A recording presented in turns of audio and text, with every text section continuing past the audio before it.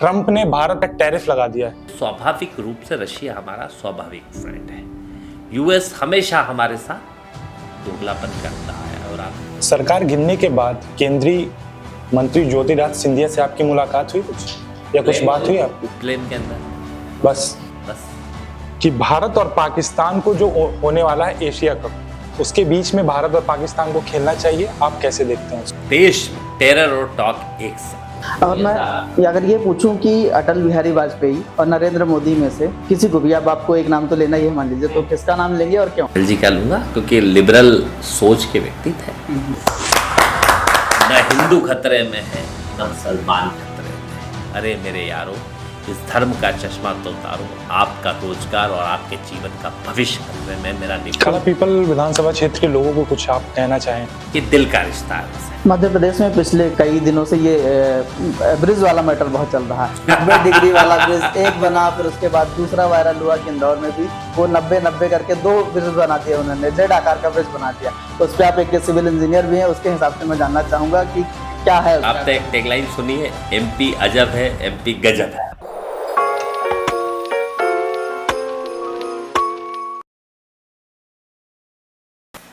सवालों का सिलसिला शुरू करें उससे पहले जब आपका एंट्री हुई यहाँ पे, मुझे लगा कि कोई राजनेता नहीं बल्कि अभिनेता हमारे सामने आके बैठ गया है। और वो हैंडसम हैं भी, काफी फॉलोअर्स जो हैं वो भी कहते हैं कि काफी हैंडसम नेता हैं। और इसी क्रम में अब सवाल की शुरुआत भी कर लेते हैं। आज फ्रेंडशिप डे है, तो सबसे पहले आपको शुभकामनाएं। और एक सवाल मेरा ये है कि कोई ऐसा फ्रेंड बताइए, किस्सा बताइए कोई फ्रेंड से जुड़ा जो आपके पीछे हमेशा ढाल बनकर खड़ा रहा हो पूरी जर्नी में आपके साथ, कोई ऐसा कोई किस्सा हो। मेरे जीवन में दोस्ती सबसे महत्वपूर्ण है।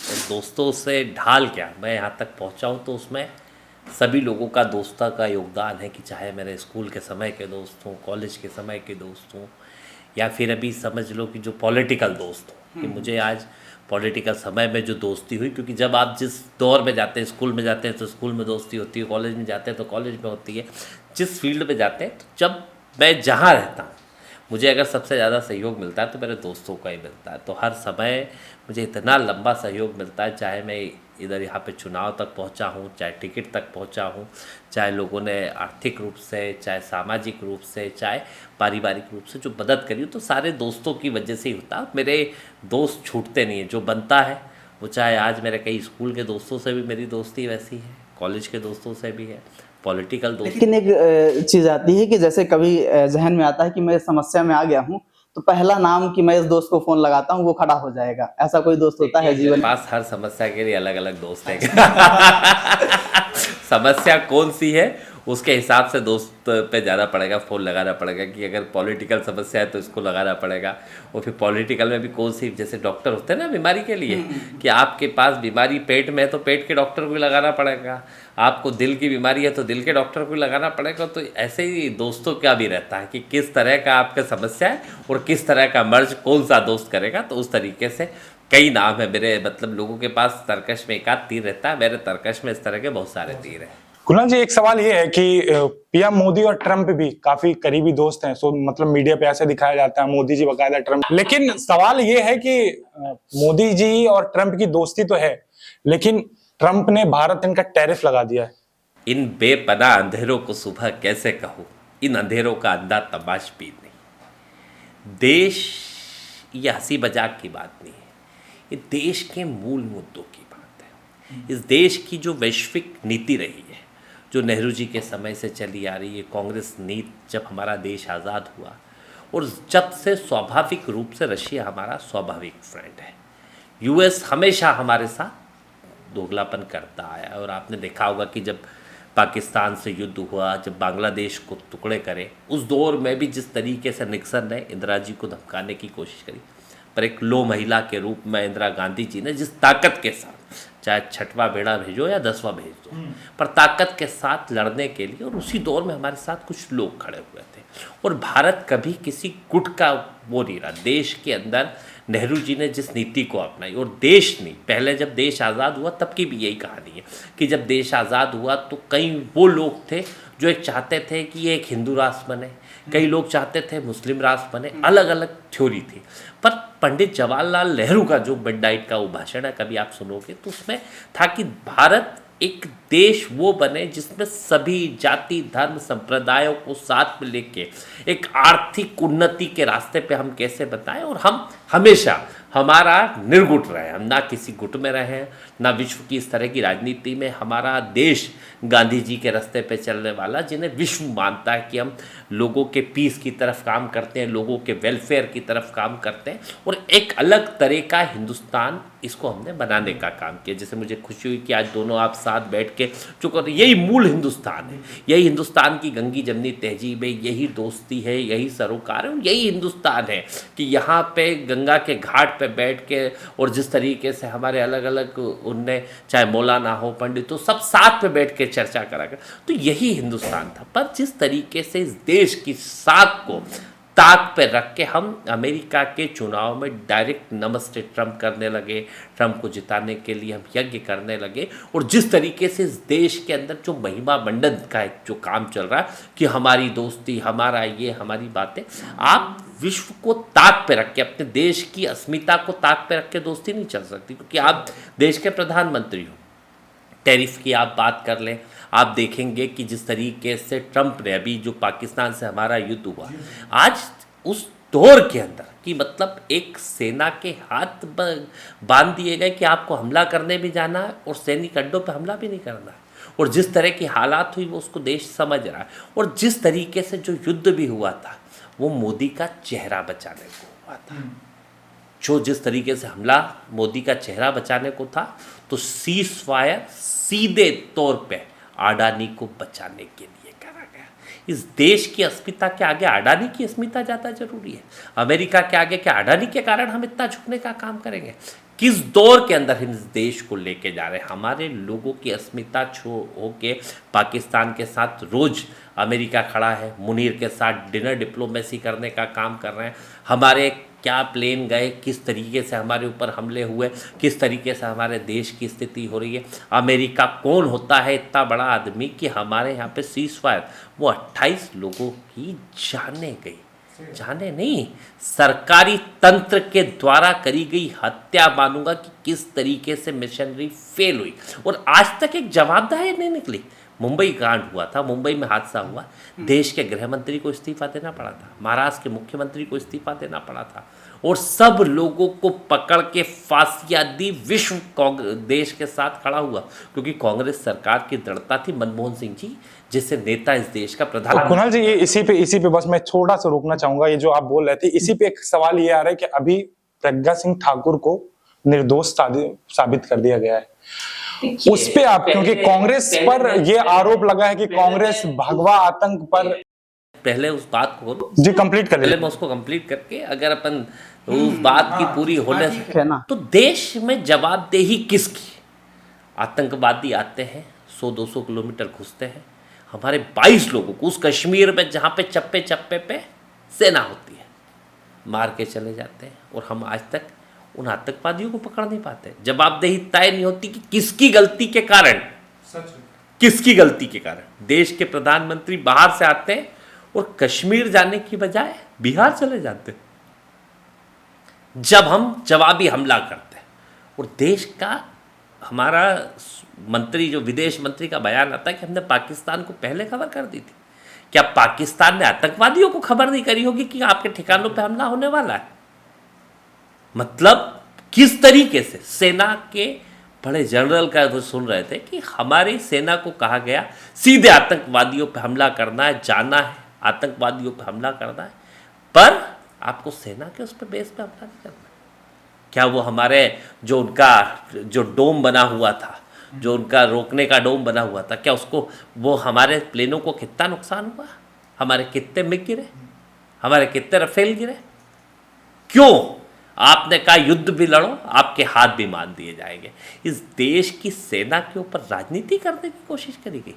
ऐसा बयान, भाषण, इस तरीके से लोगों की अस्मिता के साथ, लोगों के भाव के साथ खेलने की कोशिश करी गई। और जिस तरीके से उस माँ बेटियों के सिंदूर का क्या हुआ, आज तक उस सिंदूर का बदला लिया और आपने सीज फायर कर दिया।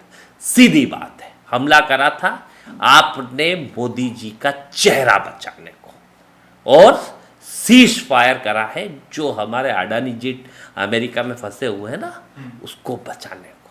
ये देश अडानी का देश नहीं है, ये देश गरीब, मजदूर, किसान, हर वर्ग, जाति, संप्रदाय का देश है। और इतनी तरह के लोग रहते हैं जिनका ये देश बनता, उनकी अस्मिता को आपने एक उद्योगपति के लिए कर दिया।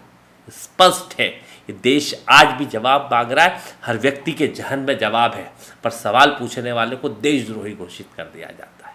आपकी वाहवाही करने वाले को ठीक है, और जिसने सवाल पूछ लिया उसे देशद्रोही करने की कोशिश करी जाती है। तो ये जो महिमा मंडल है, यूएस ने जिस तरह की हठधर्मिता करी है, और जिस तरीके से हमारा कितना बड़ा व्यापारिक वो है, हमारे यहाँ पे फिजिकल डिफिसिट में चले जाओगे, चाइना से हम कितने, हमारा कोई भी सरप्लस है ही नहीं, आयात निर्यात का हमारा सिस्टम ही कुछ नहीं है। सिर्फ हम चीज़ें मेक इन इंडिया की बात करते हैं, और उसका लोगो भी चाइना से बनवा रहे हैं। कर क्या रहे हैं, क्या नीति, क्या नियत है, ये समझना पड़ेगा। स्पष्ट रूप से ये दोस्ती नहीं है उनकी, ये गुलामी है, और ये अडानी को बचाने के लिए हाथ पैर जोड़ने वाली नीति और नियत है। आपके कंधों पर फिलहाल एक बड़ी जिम्मेदारी है। आप बिहार कुछ दूसरा सवाल भी पूछ, नहीं, उसमें मैं अब चला जाऊंगा, मैं बीच में ले लूंगा। अभी फिलहाल आपके कंधे पर बिहार स्क्रीनिंग कमेटी के आप सदस्य हैं। बिहार में क्या है इस बार, बिहार में काबा? बिहार इस देश का वो दिल है जहां पे हिंदुस्तान के मूल रूप से मेहनत कश लोग, और जिस तरीके के साथ बिहारी अस्मिता के साथ खेलने का काम बीजेपी राहुल गांधी जी उन लोगों के साथ खड़े। और जो मुद्दा कांग्रेस ने लिया है वो पलायन, वो बेरोजगारी, जो सबसे बड़ा दर्द बिहार का है। कि आप देखेंगे कि हिंदुस्तान में कहीं भी हादसा होता है, गुजरात में पुल गिरता है तो बिहारी और मध्य प्रदेश के मजदूर सबसे ज़्यादा मारे जाते हैं। कहीं देश के अंदर कोई हो जाए तो सबसे ज़्यादा अगर मजदूरों की संख्या निकलेगी तो बिहार और मध्य प्रदेश की निकलेगी। तो ये हालात उस बिहार के हैं। उस बिहार को कैसे सामाजिक, राजनीतिक, जातिगत लोगों को जोड़ते हुए, और किस तरीके से लोगों के मूल मुद्दों का, कि मुद्दे हैं क्या इस देश के अंदर। जो राहुल गांधी जी ने जातिगत जनगणना की बात करी, वो जातिगत जनगणना है क्या? इस देश का सामाजिक आर्थिक ताना बाना, वो सामाजिक आर्थिक ताना बाना कि आज 10 बीघा से ऊपर सिर्फ 15% किसान होंगे जिनकी 10 बीघा से ऊपर जमीन होगी, 90% किसान होंगे जिनकी 10 बीघा से नीचे होगी। रोज बच्चे बढ़ते जा रहे हैं, रोज हर 20 साल में एक नए घर का उदय हो जाता है, क्योंकि बच्चा बड़ा होता है, उसका परिवार एक नया परिवार बन जाता है। और देश के अंदर हो क्या रहा है, ज़मीनें कम होती जा रही है, लोगों की आर्थिक ताकत खत्म होती जा रही है, और ये 90% किसानों पे फिर वो लोग आश्रित हैं जो मजदूरी करते हैं, जो खेती में काम करते हैं। इस देश की मूलभूत अर्थव्यवस्था वो है। चंद उद्योगपति इस देश को कंट्रोल करने की कोशिश करते हैं। वो सामाजिक आर्थिक जाति है, जैसे मैं ईबीसी का एक नेतृत्व, तो ईबीसी के जो लोग हैं, इकोनॉमिकली बैकवर्ड क्लासेस, आप समझे कि हालात क्या है। देश के अंदर आपको कोई बीमारी होती है तो एक्सरे होता है पहले शरीर का, कि उसमें बीमारी क्या है, फिर उसका इलाज करा जाता है। देश का एक्सरे करना नहीं चाहते, देश के संविधान के साथ नहीं चलना चाहते। तो कांग्रेस पार्टी इस देश के संविधान, बिहार के बेरोजगारी और पलायन के साथ, बिहार के मजदूर, किसान, गरीब, वो वर्ग जो अंतिम पंक्ति के व्यक्ति की आवाज़ के रूप में उसके साथ खड़ा है, और उसके साथ खड़े होकर इस देश का एकमात्र नेता खड़ा है, वो राहुल गांधी जी हैं। और ताकत के साथ राहुल गांधी के साथ बिहार की जनता खड़ी है। तो मध्य प्रदेश की राजनीति में इसलिए आया हूं मैं कि सरकार बदल गई है। सरकार बदली, 20 साल के जो मुख्यमंत्री अपने आप को बता रहे थे शिवराज जी, उनका चेहरा भी बदल गया है। अभी आपको क्या अंतर दिख रहा है, या वैसी ही परिस्थिति है, बस चेहरा बदला है? नागनाथ हो या सापनाथ हो मध्य प्रदेश की जनता के लिए क्या बदला? मध्य प्रदेश का बेरोजगारी, हिंदुस्तान में सबसे बड़ा अगर बेरोजगारों का प्रदेश है तो मध्य प्रदेश है। मुझे दुख होता है कि मध्य प्रदेश के नौजवान ने सोचना छोड़ दिया है कि वो साउथ के नौजवान के बराबर कब कमाएगा, कि लाख रुपए महीना नौजवान कब कमाएगा।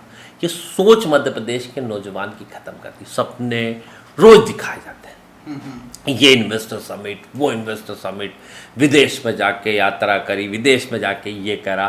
आज तक धरातल पे क्या हुआ? इस मध्य प्रदेश के किसानों की हालत, नकली बीज, नकली खाद। अभी कृषि मंत्री है केंद्रीय शिवराज जी, 20 साल मुख्यमंत्री है, हम नकली खाद के खिलाफ अभियान छेड़ेंगे। अरे भैया, छेड़ोगे कि बंद करोगे? सही बात है। तुम कृषि मंत्री हो, तुम्हारे क्षेत्र में अभी गए थे वो एक जगह, वो आदिवासियों पर हुआ, तो ट्रैक्टर, मतलब इतनी बुरी हालत इनके खुद के क्षेत्र की कर रखी है। सिर्फ भाषण, जोर से बोलो, बार बार बोलो, ये इस तरह की नीति और नीयत से इस मध्य प्रदेश को पटरी से डिरेल कर दिया। ये मेट्रो आपके सामने बन रही होगी। ये 2002 में जब कमलनाथ जी, 2004 की बात है, बाबूलाल गौर यहाँ मुख्यमंत्री थे, कमलनाथ जी शहरी विकास मंत्री थे। उनने इसकी डीपीआर से लेके, इनकी तैयारी से लेके इसको सैंक्शन करने का काम करा। पूरे देश में सब जगह मेट्रो चल गई, दिल्ली चल गई, आप राजस्थान चले जाओ चल गई। अभी भी यहाँ पे कभी 90 डिग्री का पुल आ जाता है, तो यहाँ से जाके 1 किलोमीटर में 6 स्टेशन बना दिए है। मतलब आदमी चढ़ेगा ही क्यों इतनी सी दूर के लिए? अगर 6 स्टेशन पे जाने के लिए 1 किलोमीटर में इतनी देर में तो पैदल आ जाएगा। क्या डीबी मॉल से हबीबगंज स्टेशन तक आने के लिए भी उसमें भी 2 तो हालत ना तो नीति है ना नियत है, सिर्फ लूट सके तो लूट योजना। 4.5 से 5 लाख करोड़ का कर्ज इस मध्य प्रदेश पे हो चुका है। पर एसेट के नाम पे हमारे पास क्या है? रोज कर्ज लेते जाते हैं, बढ़िया विज्ञापन देते हैं, बड़े बड़े भाषण देने का काम करते हैं, और धरातल पे चाहे नौजवान हो, किसान को खाद कभी मिलती नहीं है टाइम पे, फसलों के दाम मिलते नहीं है, नौजवान को रोजगार मिलते नहीं है। शिक्षा के नाम पे व्यापम से नकली डॉक्टर बना दिए गए, जानलेवा डॉक्टरों की तैयारी। अब मतलब पहले जानलेवा डॉक्टर थे, अब जानलेवा इंजीनियर भी है कि वो 90 डिग्री के पुल बना दे रहे हैं।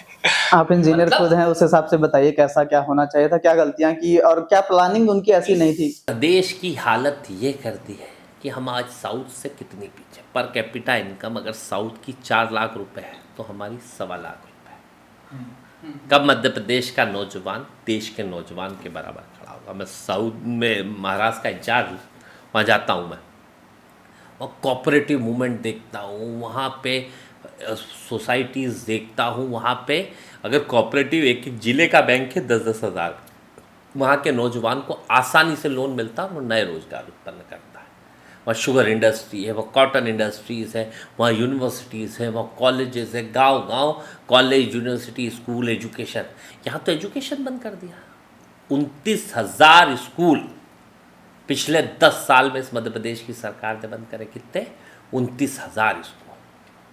बात शराब की करते हैं, शराब की दुकानें हर किलोमीटर पे खोल दी, और जो हर किलोमीटर पे कांग्रेस ने स्कूल खोले तो उन्हें बंद कर दी। जर्जर हालत के अंदर स्कूल कर दिए, शिक्षक विहीन कर दिए। पढ़ेगा नहीं तो सवाल कैसे पूछेगा? लेकिन तो सवाल एक ये खड़ा होता है कि चलिए उन्होंने ये किया, वाकई सच्चाई भी है इसके पीछे थोड़ी बहुत, लेकिन सरकार में आ क्यों रहे हैं? अपनी क्या कमी हो रही है? कांग्रेस की तरफ से ऐसी क्या कमी हो रही है? ये कई चीज़ें होती हैं। सरकार में आने के कई कारण होते हैं। सरकार आए, सरकारें महत्वपूर्ण नहीं है, सरकार आती है, सरकार जाती है, पर प्रदेश को क्या मिल रहा है?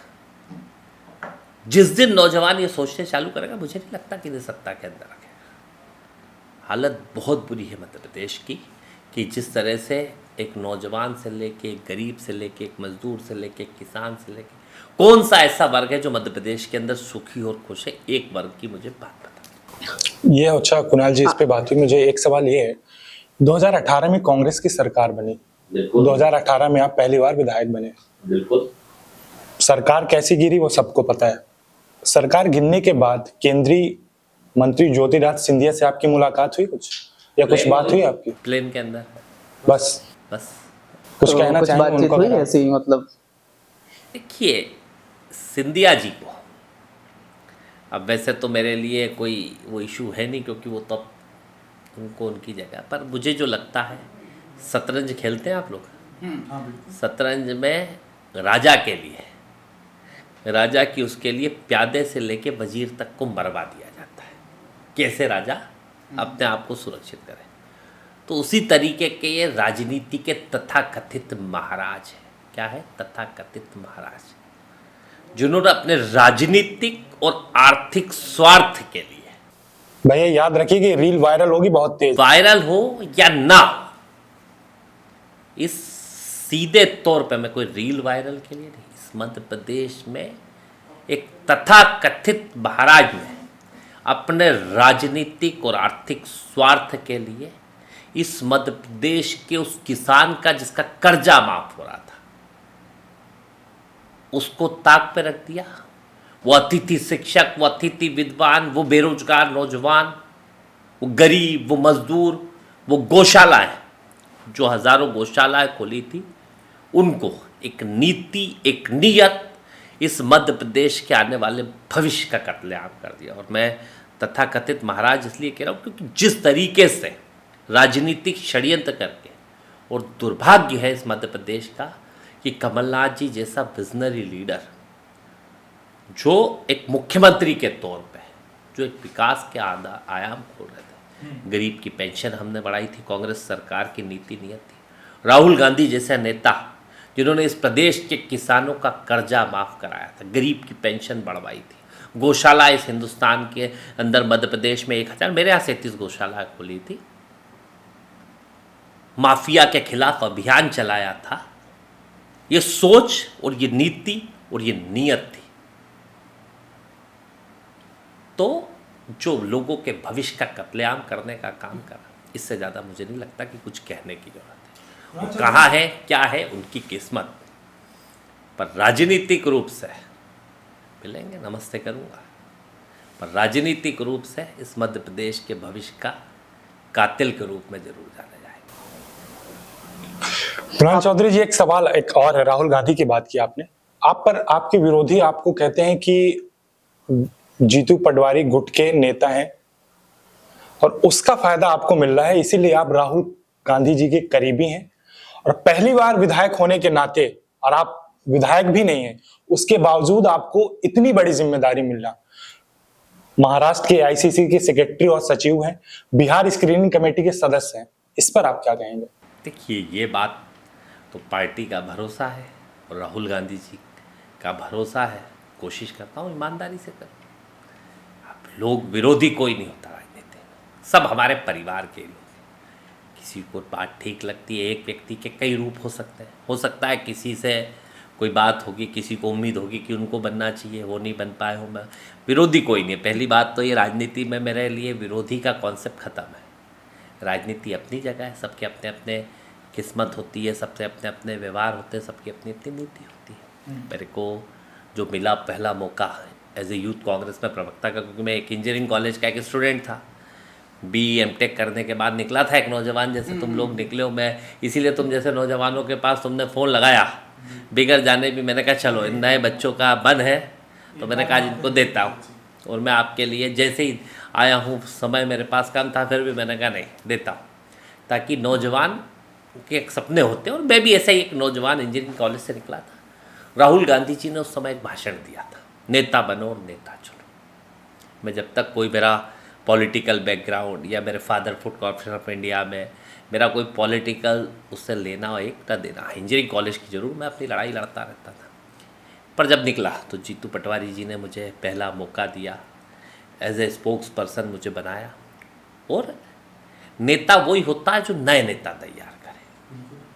और आज प्रदेश अध्यक्ष है, दिन रात मेहनत करी, उसके नाते उनके साथ है नाम, तो उसमें तो कोई गलत नहीं होता। कोई ये नहीं कहेगा मेरे बारे में कि मेरी किसी से दुश्मनी।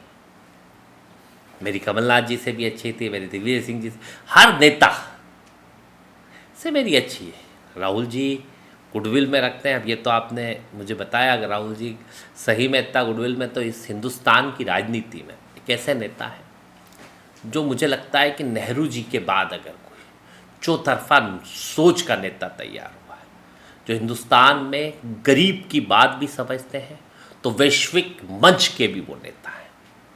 आज बात नोट कर लेना मेरी, कि राहुल गांधी जी को ज़रूरत नहीं है कि वो प्रधानमंत्री बने, पर इस देश को ज़रूरत है कि राहुल गांधी जी प्रधानमंत्री बने। ऐसा चौतरफा सोच का नेता, जिसे वैश्विक मंच से लेके उस गरीब मैकेनिक तक से लेके उस मजदूर से लेके हर वर्ग की परेशानियों को देखना है। वो नेता जो ईमानदारी के साथ इस देश के लिए कुछ करना चाहते हैं, इस देश को उस रास्ते दिखाना चाहते हैं। मतलब आज आर्टिफिशियल इंटेलिजेंस के दौर की बात जो वो करते हैं, जिस तरीके से वो डेटा के ऊपर बात करते हैं, जिस तरीके से वो किसानों के लिए सोचते हैं, कर्जे माफ़ी की बात करते हैं, जो इस देश के अंदर जो पूरा पूंजीवाद पे चला जा रहा है हमारा देश, जो एक समाजवाद पे होना चाहिए, वो जो पूंजीवाद के ऊपर चला जा रहा है, उसके खिलाफ अगर एकमात्र नेता हिंदुस्तान का जो ना ईडी, न सीबीआई, ना इस संगठनों से डरता है, क्योंकि ये बेसिकली अब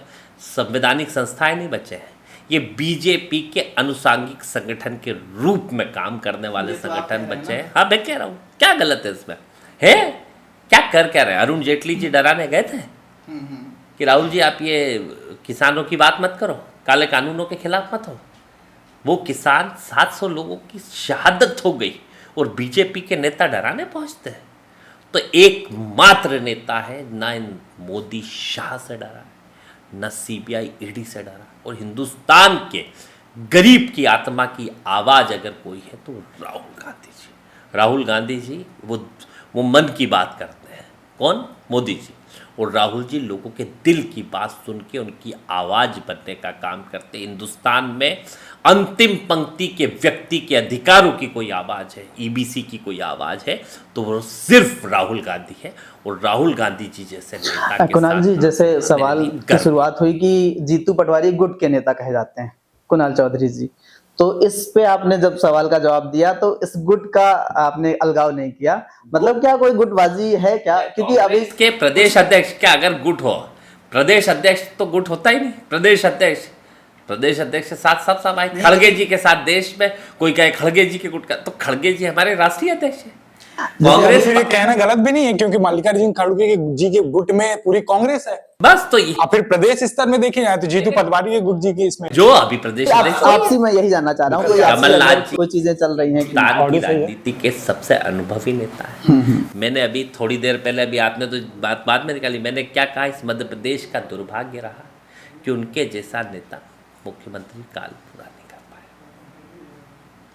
और उसका दोषी कौन है? तथाकथित महाराज में बचा चुका। तो अब बातें गुटबाजी ये आपकी सोच हो सकती है।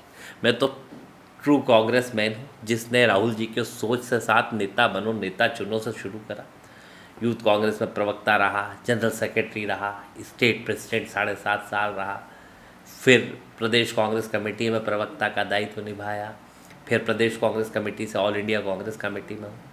अब ये आपको संगठन की जर्नी संगठन की नहीं दिखती है, गुट की दिखती है, तो ये आपकी सोच हो सकती है। जो एक कहावत है ना कि जो उनका नजरिया हो अहले सियासत जाने, हमारा पैगाम मोहब्बत है। वाह वाह वाह। एक चीज और भी है कि सारी बातें और सारे सवाल जवाब ये सवाल जवाब नहीं।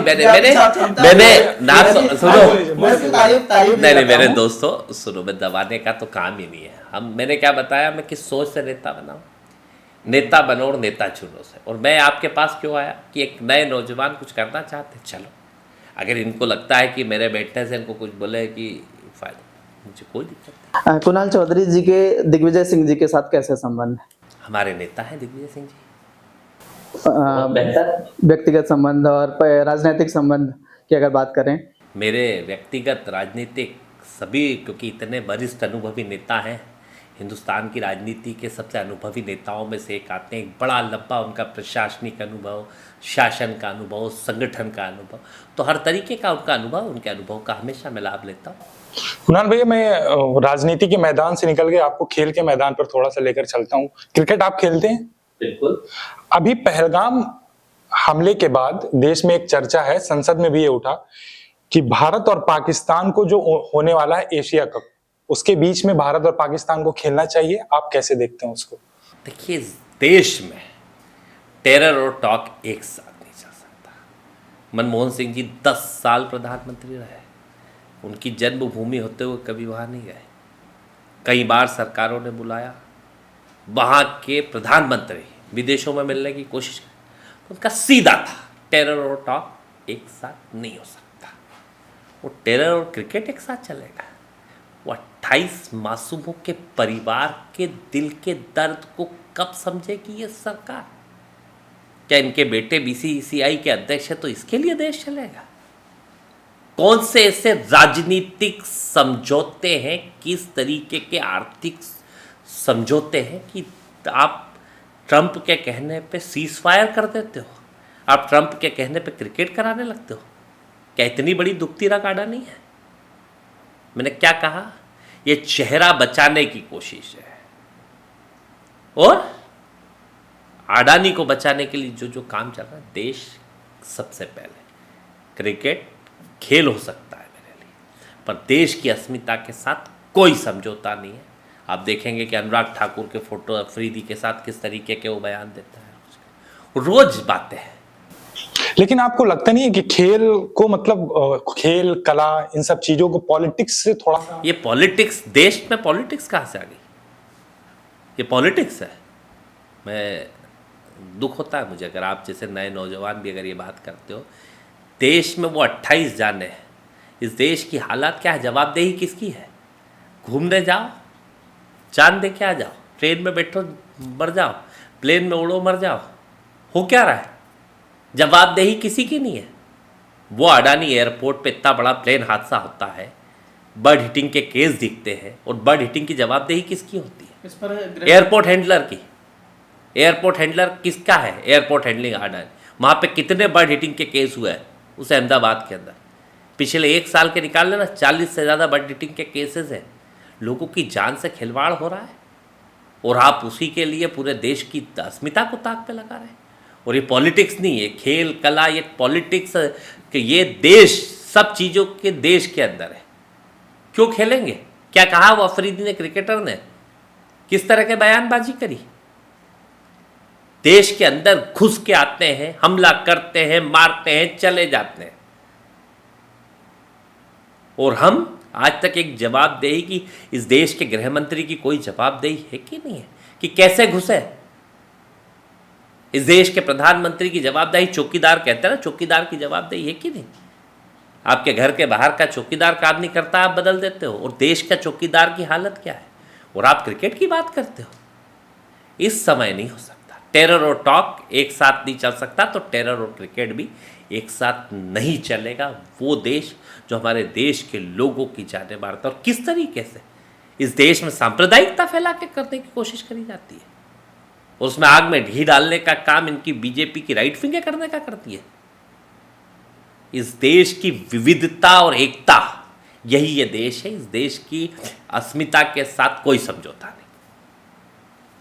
माहौल थोड़ा गर्म हो माहौल गया, गरम इससे गरम थोड़ा लग रहा सा है। मुझे लग रहा है आहिस्ता सवाल कि करो तो- राजनीति और थोड़ा इससे इतर जाते हैं। रक्षाबंधन जाइए। का त्योहार आ रहा है, और कुणाल भैया के बहनें होंगी, तो बहनों के साथ जब राजनेता नहीं थे, विधायक नहीं थे, इतने बड़े पद और ओहदे तक नहीं पहुंचे थे, तब क्या संबंध थे, और बहनें अब क्या गिफ्ट मांगती हैं जब कुणाल भैया एक उनके बड़े तो हमेशा गिफ्ट दिए गए, बहनों ने मांगे नहीं मेरे से। नहीं, फिर भी एक बहनों की फिर डिमांड भी- रहती है कि भाई अब बड़ा हो गया है। मेरे को हमेशा मिलता ही है क्या? चलिए, ये तो अच्छी बात है कि बहनें गिफ्ट देती है, क्योंकि हमारे साथ तो ये होता है मैं कि छोटा भाई, मैं भी छोटा भाई हूँ, फिर भी बहनें कहती हैं कि ये त्योहार मेरा एक दिन का आता है, इसमें तो तुमको ही देना होगा। तो ऐसा कुछ भैया नहीं थोड़ा सा मैं एक सवाल पे ले चलता हूँ, थोड़ा सा आप पे डिपेंड है।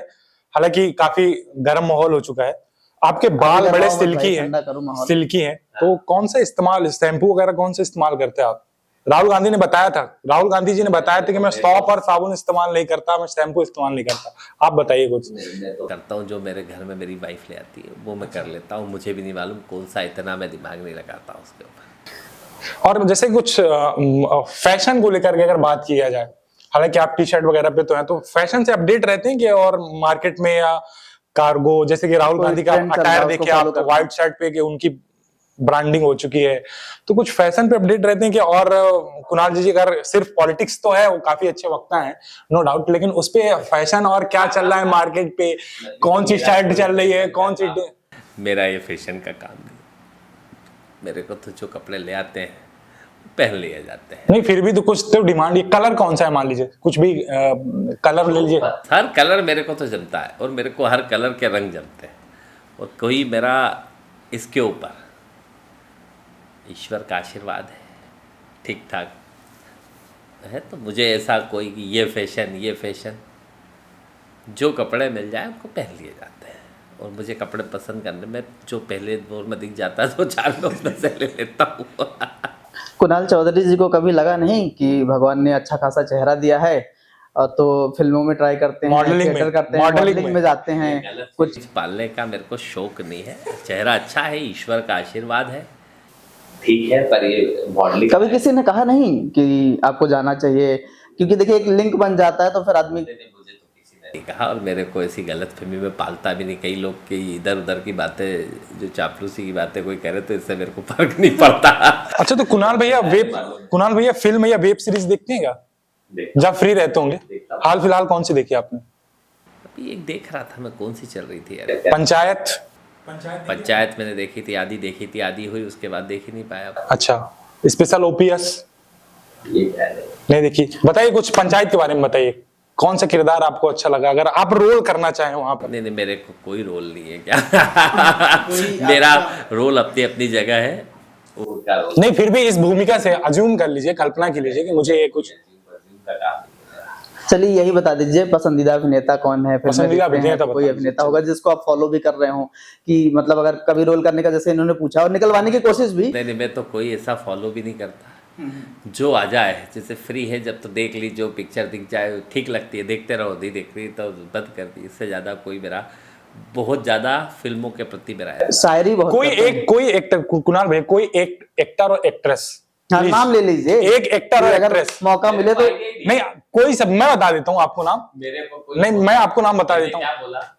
मैं तो जैसे नए लोगों की जैसे वेब सीरीज आ गई तो देखता हूँ कि नए लोगों का अच्छा कर रहे हैं, तो नए लोगों के प्रति मेरा भाव रहता है। बाकी कोई मेरे को देखना है या नहीं देखना है, या जो मूवी लोगों ने कहा अच्छी चल रही है तो उसको देख ली। कोई क्रिकेटर जो आपको पसंद है? सचिन तेंदुलकर एक दौर में थे, जब तक रहे, रिटायरमेंट के बाद मैंने बहुत ज़्यादा क्रिकेट भी मैं देख नहीं पाता हूँ। कुणाल भैया आईपीएल देखते हैं क्या? बिल्कुल, जब फ्री रहते होंगे? बिल्कुल नहीं। बचा ही नहीं कि मैं आईपीएल, हाँ, पॉलिटिकल जीवन दौर में मैंने खूब क्रिकेट देखा, खूब क्रिकेट खेला, पर अब तो दौर। पॉलिटिकल जीवन में अभी वर्तमान की बात करें तो राहुल गांधी का नाम तो आप लेते ही हैं। उनके अलावा अगर कोई एक नाम और बताना चाहें जिसको आप काफी पसंद करते हो, उनकी क्वालिटीज पसंद हो, उनका काम पसंद हो। राहुल गांधी का नाम तो आपने खूब ले लिया, और है भी, दिखता भी है, नजर भी आता है कि राहुल गांधी जैसा नेता तो कोई हो नहीं सकता। और राहुल गांधी इस हिंदुस्तान की राजनीति के नहीं, वैश्विक मंच के राजनीति, और मैंने क्या कहा कि ऐसा तैयार नेता इस देश के लिए बहुत खुशी की बात है कि कैसा नेता तैयार हुआ जिसके हाथ में जिस दिन बागडोर आएगी ये देश सुरक्षित हाथों में रहेगा। कोई भारतीय जनता पार्टी में आपके दोस्त हों, अच्छे हों, क्योंकि होता ये आपसी मतभेद तो होता है। मतलब ऐसा कोई मेरे किसी से मिलते हैं सबसे अच्छे से, मैंने क्या कहा कि मेरे को तो आप कहीं अकेले में भी छोड़ आओगे जिसकी भाषा भी नहीं आएगी तो मैं वहाँ भी सबसे मुस्कुराते हुए बात करने की कोशिश कर लूँगा। तो बात करना, बातचीत, मुस्कुराना, सबसे मेरी बातचीत सबसे होती है। और मैं अगर ये पूछूं कि अटल बिहारी वाजपेयी और नरेंद्र मोदी में से किसी को भी, अब आपको एक नाम तो लेना ही है मान लीजिए, तो किसका नाम लेंगे और क्यों? अटल जी का लूँगा, क्योंकि लिबरल सोच के व्यक्ति थे कि इस देश के पीस की, और इस देश में उस दौर में वो भी तैयार क्या है, पहले मुझे लगता है एक नेता तैयार होता था। नेहरू जी उस दौर में आज़ादी के आंदोलन में तैयार हुए, शास्त्री जी उसी दौर में तैयार हुए, इंदिरा जी उसी दौर में तैयार हुई, राजीव जी उस दौर के अंदर वैश्विक मंच के देखे हुए नेता थे, नरसिम्हा राव जी 16 भाषाओं के ज्ञानी के रूप में इस देश के अंदर उनका अपना महत्व है, अटल जी भी उसी दौर में तैयार हुए थे। एक नेता को तैयार करा जाता था। मनमोहन सिंह जी अपने बड़े काबिल व्यक्तित्व के निशानी थे, और जो भी रहा इस देश में गांधीवाद से अलग नहीं गया, पर जिस तरीके से शीश तो ये गांधी पे नहीं झुकाते हैं, क्योंकि कहीं भी जाएंगे तो गांधी से पार नहीं कर सकते, भले ही आप कितनी गोडसे की बात करें, क्योंकि अगर आज़ाद हिंदुस्तान का पहला आतंकवादी था तो नाथुराम गोडसे था। तो इन बातों को गांधी जी को नकार नहीं सकते। तो ये विश्व जब तक गांधीवाद में नहीं जाएगा तब तक इस देश को या विश्व को, अगर हमें शांति चाहिए, उन्नति चाहिए, तरक्की चाहिए, तो वही गांधी और नेहरूवाद की इस देश को वापस चल रहा था। तो इसीलिए अटल जी उस जोर को मानते थे, उस बात को करते थे पीस के साथ। उन्होंने कहा था नरेंद्र मोदी जी के लिए, तो उन्होंने खुद ने कहा था कि राजधर्म का पालन करो, और मनमोहन सिंह जी जैसा नेता अपने आखिरी समय जो उनके शब्द थे, without discussing the merits of mister Narendra Modi, I am sincerely believe that it will be disaster for India as a PM. तो एक दूरदृष्टा लोगों ने जिस तरह की बातें करी, और हेड की पॉलिटिक्स से निकले हुए नेता हैं, कहीं ना कहीं रोज हमें ट्रंप को आंखें दिखाना चाहिए, यूएस को दिखाना चाहिए, हम आंखें हमारे देश के लोगों को दिखा रहे हैं। डर और भय की राजनीति बहुत दिन नहीं चलती है, देश वापस गांधीवाद पे आएगा और गांधीवाद के अलावा कुछ नहीं चल सकता। कुणाल भैया, मैं आपको एक बार फिर से आपके विधानसभा क्षेत्र लेकर चलता हूं, क्योंकि वहां पर अभी बात हुई नहीं। 2018 में आपको जो वोट मिले 2023 में उससे ज्यादा मिले, उसके बावजूद आप हार गए। कहाँ गलती हुई, कहाँ चूक हुई? क्या अगली बार आप विधानसभा क्षेत्र बदलना चाहेंगे? देखिए, पहली बात तो विधानसभा क्षेत्र मेरा काला पीपल ही रहेगा, वहीं से चुनाव लड़ूंगा। 5 साल पहले जनता ने मुझे सराखों पे बिठाया, एक जवाबदेही थी कि कुणाल जी, आपको मैंने कोशिश करी कि उस जवाबदारी को बहुत ईमानदारी से निभाऊं। हर परिस्थितियों में, सुख हो दुख हो, उनकी हर तरीके की परिस्थितियों में खड़ा रहा। पर एक इंसान है, कुछ कमियां होती हैं। लोगों ने फिर मुझे प्यार दिया, लगभग पिछली बार से थोड़े ज़्यादा ही वोट दिए। कार्यकर्ताओं ने मेहनत करी, जनता ने, पर कुछ कमियां मेरे में होगी, कोई बात ही नहीं। मतलब अगर जनता ने मुझे कहा कि अभी तुम रुको, तो मतलब मेरे में कुछ कमियां होगी और सामने वाले में मेरे से ज़्यादा खूबियाँ होगी। तो मेरी कुछ कमियां होगी, और सुधारने में लगेंगे और सुधार में, और चुनाव में वही सर। काला पीपल विधानसभा क्षेत्र के लोगों को कुछ आप कहना चाहें? ये दिल का रिश्ता है उनसे, प्यार का रिश्ता है उनसे, मोहब्बत का रिश्ता है उनसे। रिश्ते ख़त्म नहीं हो सकते उससे। उनने जो प्यार दिया, जो स्नेह दिया, एक सड़क के संघर्ष को सदन की आवाज़ बनाने का अगर किसी ने काम किया तो वो काला पीपल की जनता ने काम किया। मतलब उन लोगों के लिए हम कृतज्ञ हूँ मैं, और मुझे कोई कुछ मेरे में कमी होगी सुधार करूँगा। और जिस तरीके का प्यार, स्नेह, अपनापन, आज भी हार जीत अपनी जगह है, राजनीति है, चुनाव होते हैं, कई कारण होते हैं, हार जीत अपनी जगह है। पर मुझे लगता है कि मेरा प्यार, स्नेह और अपनापन आज भी काला पीपल के लोगों के साथ वैसा ही बना हुआ है। मैं महीने में 5-10 दिन जाता हूँ, जब मुझे समय मिलता है वहाँ जाता हूँ, तो वही स्नेह, वही प्यार, वही लोगों का दुलार मिलता है। और मुझे उम्मीद है कि भविष्य में मुझे बेहतर तरीके से और छप्पर फाड़ के प्यार मिलेगा। और काला पीपल की जनता मेरा दिल का रिश्ता है। सही बात। दिखता भी है, चाहे वोटों के जरिए हम देखें, जैसे आपका ग्राफ बढ़ा 18 से 23 में ग्राफ बढ़ा, वो एक अलग बात है कि हार जीत मिली, लेकिन इससे दिखता है कि जनता का आपके प्रति प्रेम कैसा है। अब मैं ये जानना चाहूंगा, कई बार देखता भी हूँ कि लाडली बहना को लेके आप कुछ भी नहीं, ये कहूंगा कि 3000 वाली बात को लेके आप बैठे हुए हैं कि कर नहीं रहे हैं, उस पर आप सोचते क्या है कि इन्होंने 1500 जो पकड़ लिया है, 1250 से 1500 वाली बात, वहीं पे अटके हुए हैं। इस पे मैं ऐड करता हूं कि लाडली बहना की तोड़ कांग्रेस के पास क्या है? हाँ, क्योंकि एक बड़ा फैक्टर है। एक योजना अच्छी योजना है, क्योंकि ये कांग्रेस पार्टी लाई थी कि हम महिलाओं को आत्मसम्मान के रूप में करें। पर जो वादा करा गया था, शिवराज जी ने भरे मंचों से एड के अंदर ये कहा था 1250 दे रहा हूँ, 3000 से शुरू करूँगा, 10,000 तक लेके जाऊँगा, लखपति बहना बनाऊँगा। झूठ और फरेब की नींव पे खड़े होके मध्य प्रदेश में सत्ता बनाने का काम किया। किसान को कहा 2800 रुपये गेहूँ खरीदूँगा, 3100 रुपये कुंटल धान खरीदूँगा। बड़ी बड़ी बातें जो शिवराज जी की होती थी, उन झूठे वादों में, उनकी मखमली बातों के अंदर जनता आ गई।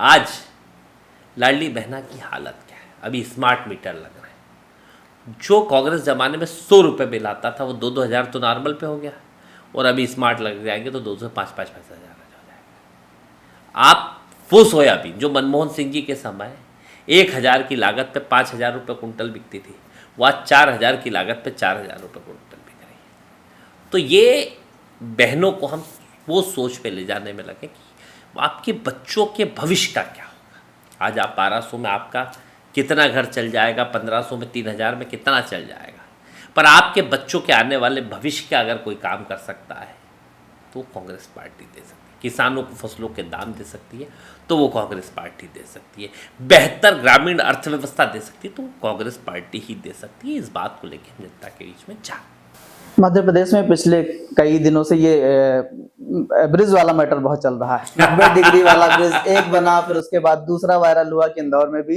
वो 90-90 करके 2 ब्रिज बना दिया उन्होंने, जेड आकार का ब्रिज बना दिया। उस पे आप एक सिविल इंजीनियर भी हैं, उसके हिसाब से मैं जानना चाहूंगा कि क्या है उसका? आपने एक टैगलाइन सुनी है, एमपी अजब है, एमपी गजब है। हाँ हाँ, काफी सुनी। और मैं व्यापम के ऊपर खूब लड़ा, तो व्यापम से कई जानलेवा डॉक्टर निकले, कई लोगों की जानें ली उन्होंने, और ये जानलेवा इंजीनियर भी निकले हैं। तो व्यापम तो जो ईवीएम की सरकार है, जो वोटर लिस्टों में घोटाला करके बनी सरकार, और व्यापम के इंजीनियर मिलके जानलेवा ब्रिज ही बनाएंगे। जनता की गाड़ी कमाई कहाँ जा रही है और उसका जवाबदार कौन? वो छोटे छोटे इंजीनियर। मंत्री फिर बने क्यों हो, क्या किस लिए बने हो? क्या सुख सुविधाओं के लिए मंत्री बने हो? मतलब किस तरीके के ब्रिज के निर्माण हो रहे हैं। और इंदौर और भोपाल की बात है तो अगर आप पूरे प्रदेश के छोटी छोटी जगह चले जाओगे तो ये तो जानलेवा बने, वहाँ तो बने ही नहीं है।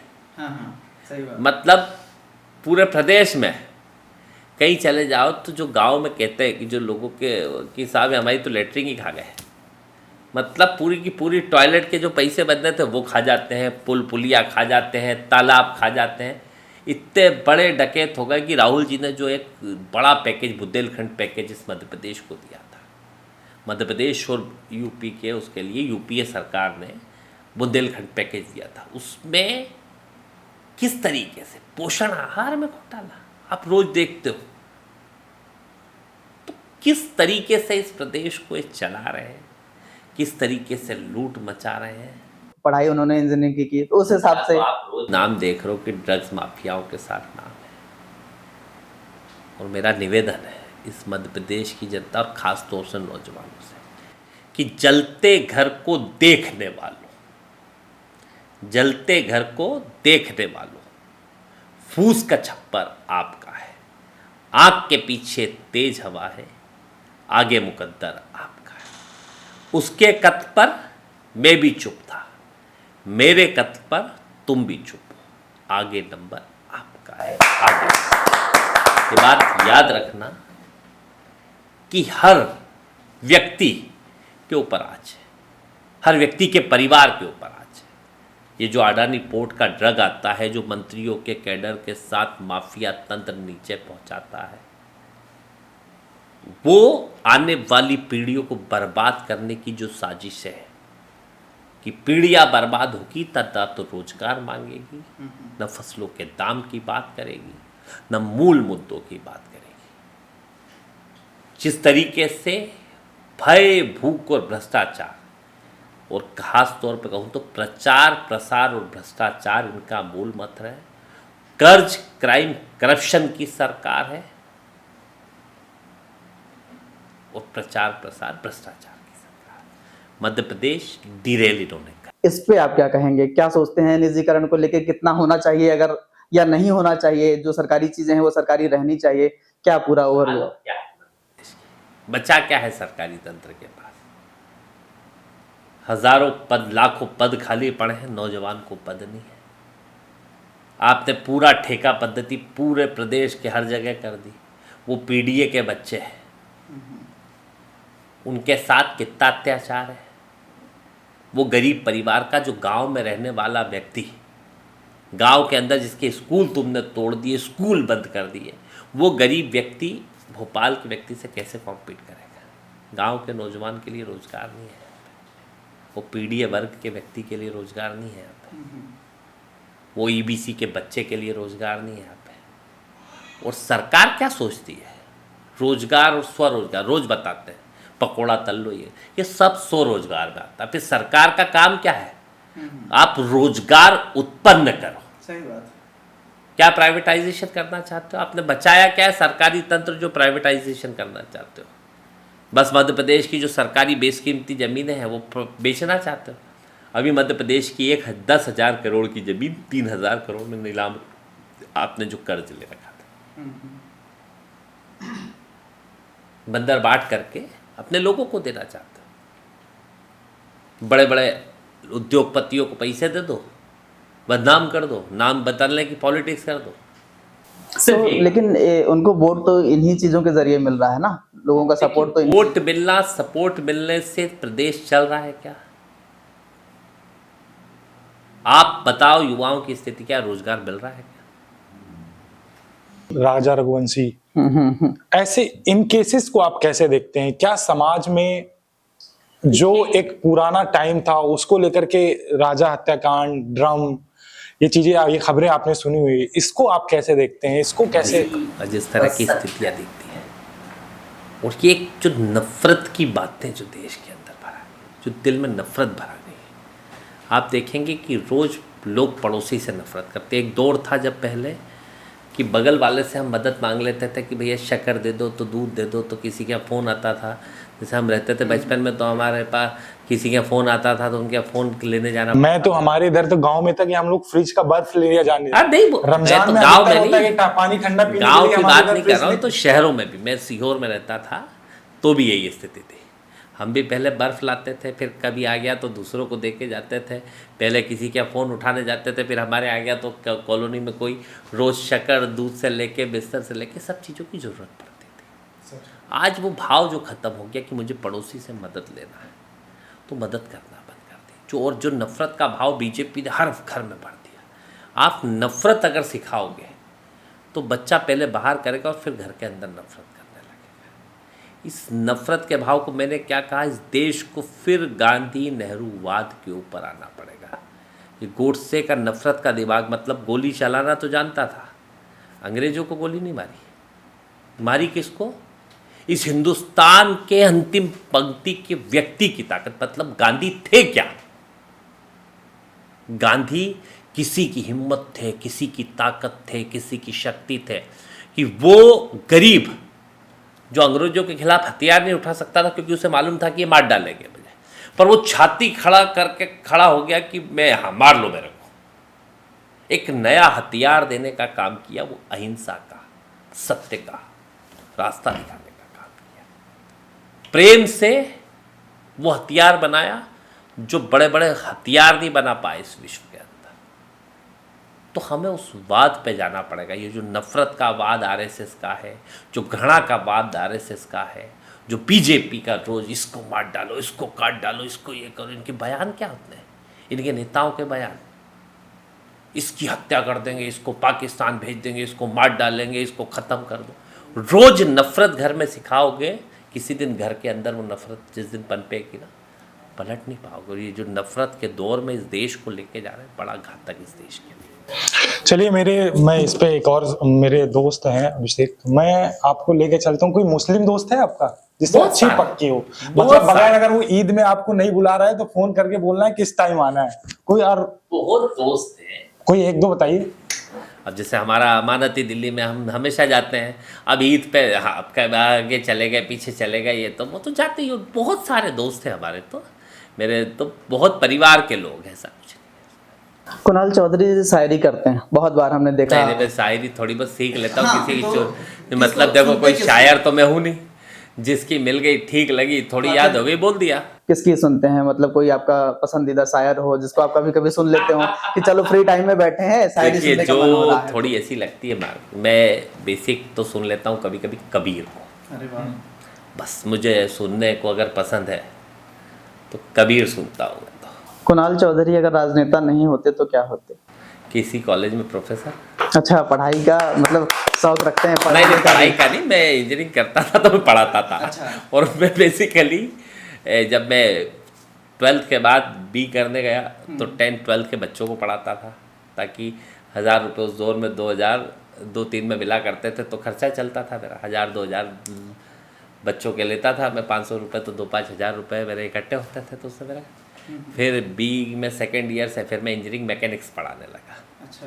फिर मैंने पूरे इंजीनियरिंग के अंदर मैकेनिक्स का क्लासेस ली। जब मैं एमटेक करता था, मास्टर ऑफ इंजीनियरिंग कर रहा था मैं जब उज्जैन से ही, तो फिर पॉलिटेक्निक में लेक्चर्स लेने जाता था, प्राइवेट कॉलेजों में लेक्चर्स लेने जाता था, 2-3 दिन पढ़ाता था, 2-3 दिन खुद पढ़ता था, पॉलिटिक्स करता था, अपने इंजीनियरिंग की राजनीति करा करता था। तो वो एक उस तरीके से ही मेरा अपना जीवन यापन, क्योंकि आर्थिक तंत्र चलाना, और मुझे अच्छा लगता था पढ़ाना। मतलब मैं इंजीनियरिंग मैकेनिक्स, सिविल इंजीनियरिंग में जब मैं तो मेरा इंजीनियरिंग मैकेनिक्स का सब्जेक्ट था जिससे मैं बहुत ताकत से पढ़ा। अच्छा, कुणाल भैया, डिस्कशन कैफे के व्यूअर्स को कुछ आप कहना चाहें? कुछ हम हमारी जोड़ी को बारे में कुछ कहना चाहे? आखिरी हाँ हाँ, कुछ सवाल है, बताइए बस इसके please बारे में बोलिए। जो आपने। मेरे को बड़ा अच्छा लगा आपकी जोड़ी से मिलके, और जो है ना कि एक देश की धरोहर गंगी जमनी तहजीब को लेके बड़ा अच्छा, दोनों दोस्ती मुझे अच्छी, और ईश्वर करे कि सलामत रहे आपकी दोस्ती। और इस तरह से इस देश का मूल भाव भी यही है, जो घृणा और नफरत हो रही है उसे ख़त्म करने का काम करते हम रहे। तो जो एक का है कि ना राम खतरे में है ना अल्लाह खतरे में है, घर खतरे में है तो इस मुल्क की आवाम खतरे में है, न हिंदू खतरे में है न मुसलमान खतरे में है। अरे मेरे यारो, इस धर्म का चश्मा तो उतारो, आपका रोजगार और आपके जीवन का भविष्य खतरे में। मेरा निवेदन है नौजवानों, इस देश की राजनीति को मूल मुद्दों पर लाने का अगर दायित्व है तो वो आपका है। ये देश आपका, हमारा, हम सबका मिलके देश है। हम इसे जाति धर्म हिंदू मुस्लिम बात से ऊपर उठ के हम इस देश के मूल मुद्दों के साथ, अंतिम पंक्ति के व्यक्ति के अधिकारों के साथ खड़े हो, कैसे हम सब लोग मिल के इस देश को आगे बढ़ाने का काम करें, यही मेरा आपसे निवेदन है। और आपसे खास तौर पर हाथ जोड़ के निवेदन करता हूँ, इस घृणा और नफरत के रास्ते को छोड़ो, मूल मुद्दों की बात करो, सवाल करो। इस देश के चंद उद्योगपति इस देश के 95% संसाधनों पे कैसे कब्जा कर रहे हैं, कैसे इस देश का गरीब गरीब होता जा रहा है, उद्योगपति अमीर होता जा रहा है, और इस देश का मध्यम वर्ग पिसता जा रहा है। चाहे महंगाई, चाहे किसान, चाहे बेरोजगारी, इस देश को मूल मुद्दे की राजनीति पर लाने का काम करो। संविधान जो है, इस देश के रक्षक बनने का काम करो। अंतिम शब्दों के साथ मैं अपनी बात को ख़त्म करूंगा। ये शेर एक इस प्रदेश के उस नौजवान के लिए है कि जो सफ़र की शुरुआत करते हैं वही मंजिलों को पार करते हैं। आप चलने का हौसला तो रखिए, आप जैसे योद्धाओं का तो रास्ते भी इंतज़ार करते हैं, बेहतर भविष्य के रास्ते इंतज़ार कर रहे हैं, पर उस भविष्य के रास्ते के लिए इस देश को मूल मुद्दों पर लाने की ज़रूरत है। ये जो काम इस देश का नौजवान ही कर सकता है। धन्यवाद। जय हिंद, जय भारत, और आप सबको मेरा नमस्कार और इन दोस्तों बहुत बहुत नमस्कार। तो ये थे कुणाल चौधरी जी, जिन्हें आपने सुना, और काफी कम समय में हमने एक कॉल किया था और उन्होंने सिर्फ एक कॉल पे ही हमारे रिक्वेस्ट को एक्सेप्ट कर लिया। इसके लिए मैं बहुत बहुत आभारी हूँ। और मेरी जो उनको बिहार स्क्रीनिंग कमेटी का जो सदस्य बनाया गया है और जो उनको जिम्मेदारी दी जा रही है, कुणाल जी, मैं आपके लिए उसको बहुत बहुत शुभकामनाएं देता हूँ। आप इसी तरह से आगे बढ़ती रहिए। साथ ही मैं भी आपको कहूंगा कि आपको भविष्य में और भी बड़े बड़े पद मिलें और कांग्रेस पार्टी के इसी तरह कार्यकर्ता बने रहें, क्योंकि कांग्रेस पार्टी में ये जो नेताओं का एक सिलसिला रहता है इधर से उधर जाने वाला, वैसा ना हो। और हम आपको, और जनता चाहती भी है कि आप कांग्रेस में दिखें। बहुत बहुत धन्यवाद, आपने टाइम दिया हमें। सबको धन्यवाद। दोस्तों, आपके साथ में ये भी कहूंगा कि ये पॉडकास्ट का जो भी हिस्सा आपको अच्छा लगा हो, कमेंट के जरिए जरूर बताइएगा। साथ ही जो हिस्सा आपको पसंद नहीं आया हो उस पर भी कमेंट करिएगा। धन्यवाद।